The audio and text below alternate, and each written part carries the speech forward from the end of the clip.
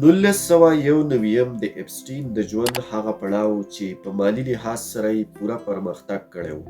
په دغه وخت کې که یو اړخ ته د اپسټین سره د ډګلس لیز غوندې طاقتور شخص ملاتړ حاصل و او له هر قسم خطرو څخه یې بچ ساتلو، نو بل اړخ ته جیفري اپسټین د امریکا د یو لوی شتمن او کاروباري شخصیت ویکسنر سره هم مضبوطې اړیکې لرلې او د هغه د مالي سپورټ له وجې اپسټین د نړۍ یو پاورفل او ریچست انسان جوړ شوی و.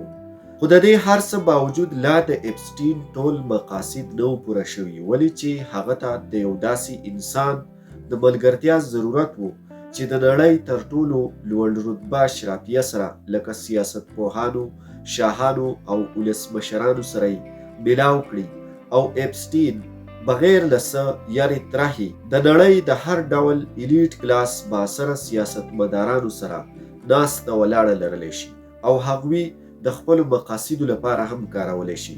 د 1991 کال په وروستیو کې د امریکا د نیویارک ښار په مین هټن کې په یو عالیشان محل کې یوه سماجي غونډه کېدله او په دغه غونډه کې د دنیا د هرې طبقې لوړپوړي او مخور خلک شامل وو. جیفري اپسټین هم د دغه غونډې خاص میلمه و. په دغه پارټۍ کې د اپسټین ملاقات د یوې داسې جینۍ سره وشو چې له جیفري اپسټین څخه هم زیاته چالاکه او با اثره وه او د دنیا د هر ډول ایلیټ کلاس سلیبریټي سره یې راشه درشه لرله. د شاهي خاندانونو، ولسمشرانو، خفیه ایجنټس او داسې نور هم ګڼ شمېر طاقتورو های پروفایل شخصیاتو تر څنګ یې لاسرسی لرلو. دا جینۍ څه عامه او معمولي جینۍ نه وه، بلکې د برطانیې د یو مشهور میډیا ټایکون رابرټ میکسویل لور وه. رابرټ میکسویل یو برټش میډیا ټایکون او د ډیلی میرر اخبار او میرر ګروپ نومي میډیا کمپنۍ مالک و. د رابرټ میکسویل په اړه لیکلی شوي تحقیقاتي ریپورټس دا ښایي چې هغه یو پر اصرار شخصیت و. هغه صرف یوازې میډیا ټایکون نه بلکې د یوکې د پارلمان یو خاص غړی هم و. خو د دې نه علاوه چې د رابرټ میکسویل په اړه کم حیرانونکی حقیقت دی، نو هغه دا دی چې رابرټ میکسویل په یو وخت کې د دنیا د 3 مختلفو انټیلیجنس ایجنسیز لپاره د خفیه جاسوس از سوپر سپای په توګه هم کار کړی دی. دا حقیقت یو برټش انویسټیګیټیو جرنالیست ټام باور په رابرټ میکسویل د آوټسایډر نومي کتاب کې څرګند کړی. هغه په دغه کتاب کې لیکي چې رابرټ میکسویل د روس د کې بي جي، د یوکې د MI6 او د اسرائیل د موساد لپاره د یو سوپر سپای په تور کار کړی دی او د دنیا د هر ډول طاقتورو خلکو سره یې تعلق لرلو. ګیلین د خپل پاپا یو نیازبینه لور وه. هغه به چې چېرته هم تللو او څه خاص میټینګز به یې اټینډ کول، ګیلین به په دغه خاصو غونډو کې له خپل پاپا سره ناسته پاسته لرله او وخت تر وخته به یې د نوو خلکو سره تعارف او پیژنګلو کېدله. همدغه وجه وه چې ګیلین د نړۍ د هغه لوړپوړو چارواکو ترڅنګ لاسرسی لرلو، د چا ترڅنګ چې اپسټین یوازې اکسس نشو ترلاسه کولی. دلته یو اهمې نقطې ته ستاسو توجه راګرځول غواړو او هغه دا چې ګیلین یوه دومره لوړ رتبه او های پروفایل پرسنالټي وه او دومره مخوره وه چې له اپسټین څخه یې درجه هم لوړه وه. نو د اپسټین دومره تابعداره ولې وه؟ د داسې لوړې درجې خلک خو د ځان نه کم شهرته خلکو ته دومره وخت هم نه ورکوي. په اصل کې د اپسټین او میکسویل ترمنځ دوستي داسې په اسانه نه شوه جوړېدلی لکه څنګه چې تاسو ته ښکاري، بلکې حقیقت دا دی چې دا هر څه د رابرټ میکسویل د ډیت له وجې هغه ته آسان شول. رابرټ میکسویل څوک چې د ګیلین میکسویل پادر و. ریپورټس دا لیکي چې په 5 نومبر 1991 کې هغه په اټلانټیک اوشن کې کینری آیلینډ ته نږدې په خپله یوه لګجري کشتۍ کې، کومې ته چې هغه د لیډي ګیلین نوم هم ورکړی و، په دغه کشتۍ کې هغه سیل کولو چې اچانک سمندر ته وغورځېدلو او د هغه ډیت وشو. د رابرټ میکسویل د مرګ په اړه په انټرنیشنل میډیا کې مختلف ډول ریپورټس شایع شوي دي. یو دا چې هغه په دغه موقع د انجایمنټ لپاره ډیر زیات ډرنکس استعمال کړي.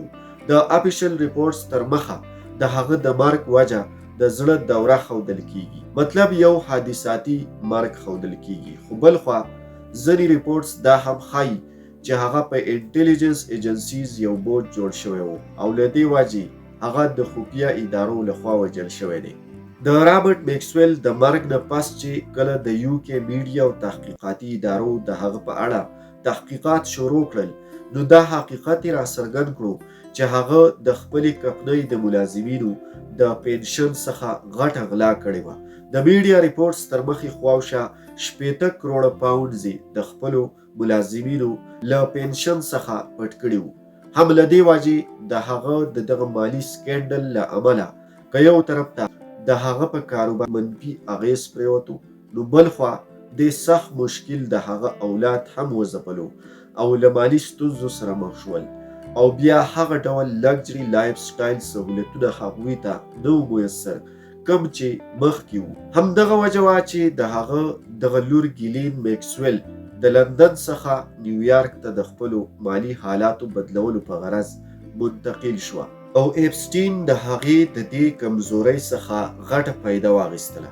دا یو ښکاره حقیقت دی چې ګیلین میکسویل د جیفري اپسټین یو خاص او مشهوره ګرلفرینډ وه، خو په حقیقت کې هغې د اپسټین سره دوستي کمه او لالچ زیات لرلو، او بنیادي وجه د هغې خراب مالی حالت و. د اپسټین سره بې بها پیسه وه، خو د هغه سره ایکسس آف ایلیټس د لوړپوړو چارواکو لاسرسی نه و. بلخوا دا خصوصیت د میکسویل په شخصیت کې په لویه پیمانه موجود و. هغې د نړۍ د هر ډول لوړ رتبه اشرافیت تر لویو خلکو محلونو پورې لاسرسی لرلو، او د دې وجې اپسټین له هغې سره دوستي پیل کړه. بلخوا د هغې کمزوري دا وه چې مال او دولت څخه کنګال وه، او مال او دولت دا هر څه له اپسټین سره وو. د دې وجې نه دواړو ته د یو بل مهم ضرورت و چې د یو بل سره یې د خپلو ضرورتونو په اساس مضبوط کنیکشن جوړ کړو. ځینې خلک دا دعوه لري چې دوی دواړو د یو بل سره مینه لرله، خو په حقیقت کې داسې بالکل نه ده. د اپسټین سره پیسه وه، ګیلین ته پکار وه، او له ګیلین سره تعلق او کنیکشن و چې اپسټین ته پکار و. همدغه وجه وه چې دواړه د یو بل بیسټ پارټنرز جوړ شو. او څنګه چې ګیلین د اپسټین ژوند ته راشي، دغه وخت د هغه په زندګۍ کې یو لوی بدلون راځي. ګیلین ته له مخکې نه پته وه چې د نړۍ د اشرافیه او لوړپوړو سیاستمدارانو سره به ناسته پاسته څنګه کوي، د هغوی سره به تعلق او دوستي څنګه جوړوي. هغه په دې هر څه له وړاندې ډېره ښه پوهېدله. اپسټین ته یې دا هر څه په ډېر ښه انداز سره وښودل. د ګیلین د راتلو سره د اپسټین فایلز د کیسې رخ د یو معمولي مالیاتي فراډ څخه د نړۍ تر ټولو خطرناک کرایم نیټورک ته بدلیږي، او په دغه کرایم نیټورک کې اپسټین او ګیلین داسې کردار لوبوي چې د هغوی په جال کې د نړۍ ډېر پوهه، ستر او بااثره او باعزته خلک راګیرېږي. ګیلین اپسټین ته د نړۍ د لوی بادشاهانو د کورونو دروازې پرانیستلې. صرف دا نه بلکې د اپسټین کور ته یې د برطانیا شهزاده پرنس انډریو راوستلو.